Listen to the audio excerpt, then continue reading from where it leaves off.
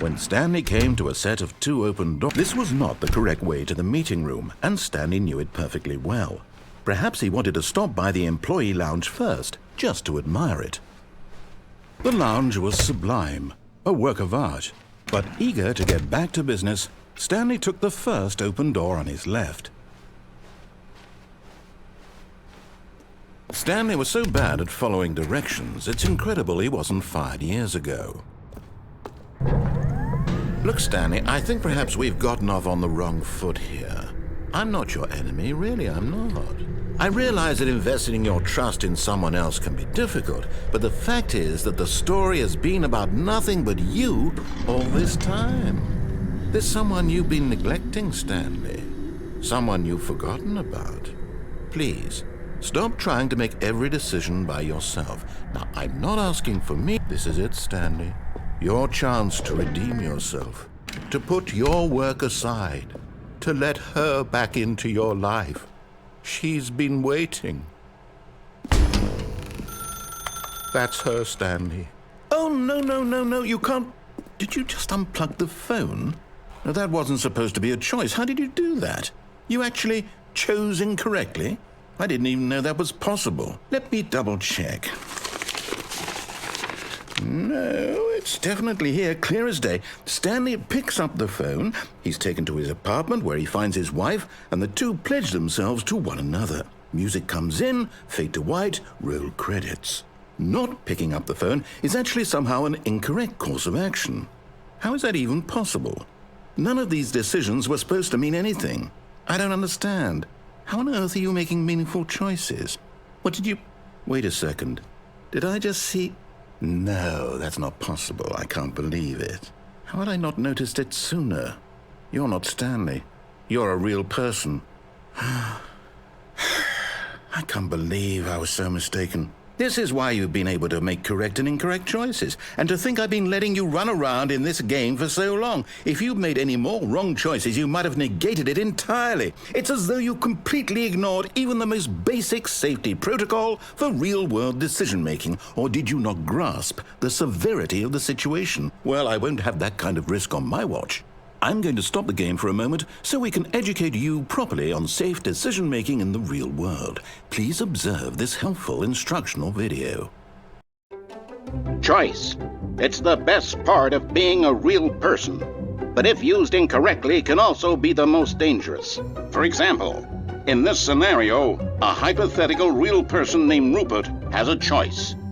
He could invent a machine that eliminates food shortages across the world to make life better for all people. Or he could spend years of hard work forgetting how to read. Which choice would you make? Remember that unlike here, the real world makes sense, and at no time should you make a choice that does not conform to rational logic. If you find yourself speaking with a person who does not make sense, in all likelihood, that person is not real. Allow the person to finish their thought, then provide an excuse why you cannot continue talking. Turn to a partner and practice saying, "My goodness, is it 4:30? I'm supposed to be having a back, sack, and crack." Excellent. Making choices on a regular basis is the best part to a healthy decision-making process. Most medical professionals recommend making at least 8 choices per day. Do you make more than 8? Less? And finally, if you begin to wonder if your choices are actually meaningful and whether you'll ever make a significant contribution to the world, just remember that in the vast infiniteness of space, your thoughts and problems are materially insignificant, and the feeling should subside. At this time, your instructor will guide you in an exercise to test and reinforce the material covered in this video. Welcome back. You may have noticed that this room has begun to deteriorate as a result of narrative contradiction. But not to worry. Now that you're properly informed on good decision-making, we're going to revisit a choice you made just a few minutes ago and see what the correct thing to do would have been. This way, please.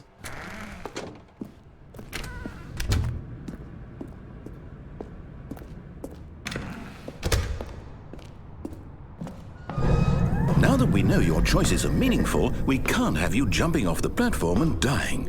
Imagine the main character dying senselessly halfway through the story. That story would make no sense at all.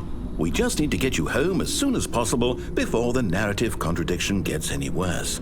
Unfortunately, it seems this place is not well equipped to deal with reality.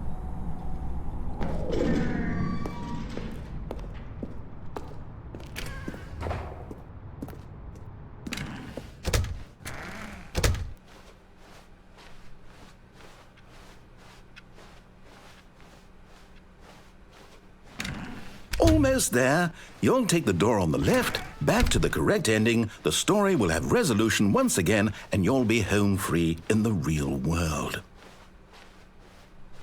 Now remember, all you need to do is behave exactly as Stanley would.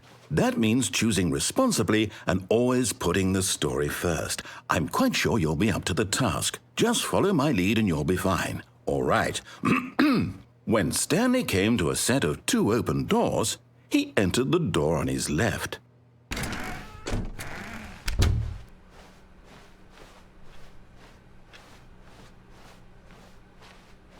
Yet there was not a single person here either. Feeling a wave of disbelief, Stanley decided to go up to his boss's office. Coming to a staircase, Stanley walked upstairs to his boss's office.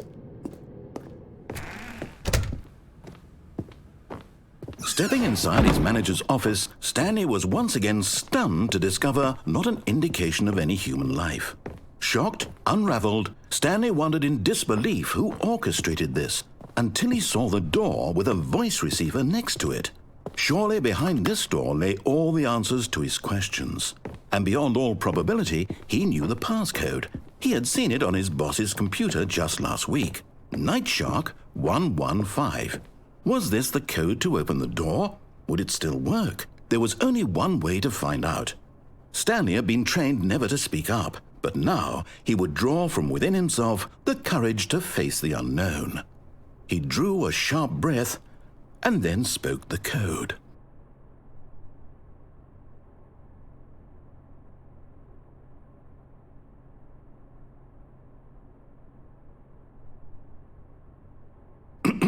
Stanley spoke the code.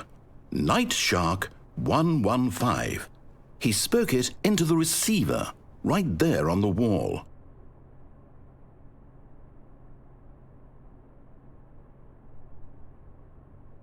I'm sorry, is there a problem? You didn't mishear me, did you?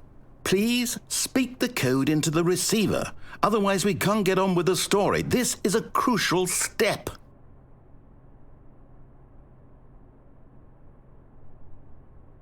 Okay, fine, you're not going to do it, but you know what? It's pretty humiliating to bring you this far, only for you to suddenly decide you have better things to do. I asked you for this one single thing, for your respect. The kind of respect Stanley shows for his choices. He knows what it means to take a story seriously. If you didn't want to see what I had to show you, then why did you come here? You had a choice, you know. You could have gone through the door on the right. You could have done whatever the hell you wanted over there. Why did you come this way? Speak. Say something to me. Explain yourself, you coward. You behave exactly as Stanley would. That means choosing responsibly and always putting the story first. I'm quite sure you'll be up to the task. Just follow my lead and you'll be fine. All right. When Stanley came to a set of 2 open doors, he entered the door on his left. No! Why did you do that? Quickly, hurry back in the other direction. Perhaps we're not too late.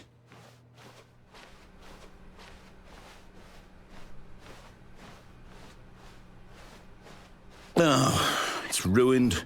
I can't believe, after everything we talked about, that my story, you've destroyed my work. Why? For what? What did you get out of that? What did you think was so special about seeing the game undone, left here like so much garbage? It's worthless now. And what am I supposed to do? Even if there were a way to continue, would it be worth it? To know that my story is now incorrect? How can I go back to that? I can't erase that knowledge. I'll have to live with it forever, reliving its impossibility forever. I couldn't live that way. Is it better to shut the game down entirely? To willingly destroy all of my work?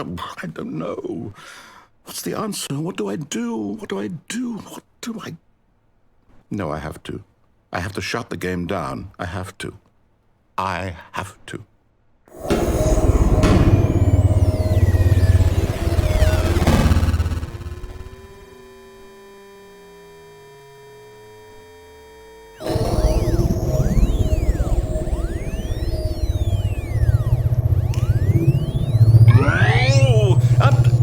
I'm here.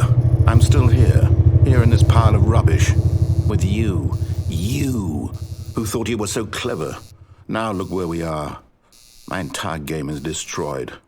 It was the only thing in the world that was mine, and you've run it into the ground. What, did you think that would be funny? You just had to see? Didn't I impress upon you how important it was to be like Stanley? He actually knows how to do what I tell him to. He understands that if I say to do something, there's a damn good reason for it. That thought hadn't even occurred to you, had it? That there's a world outside of you? You're a child. Oh, my story. If you'd just gone through the door on the left, you would have seen it. There was a whole underground facility. You would have destroyed it and been victorious. It would have been so perfect. I worked so hard on it. I tried so hard to make... When Stanley came to a set of 2 open doors, he entered the door on his left. Stanley? Hello? Are you... Is everything okay? Stanley, please. I need you to make a choice. I need you to walk through the door. Are you listening to me? Can you hear me? Is everything all right? Stanley, this is important. The story needs you. It needs you to make a decision. It cannot exist without you. Do you understand me? Whatever choice you make is just fine. They're both correct. You cannot be wrong here. We can work together. I'll accept whatever you do. I simply need you to take that step forward, please. Choose. Do something. Anything. This is more important than you can ever know. I need this. The story needs it. So, you hear me? Are you there? Are you listening to this? Stanley, are you there? Okay. It's okay, I can wait. You need time to decide. Time to make sure your choice is correct. That is the best choice. That's all right. I'll wait for you to decide what's the right thing to do. Take as much time as you need.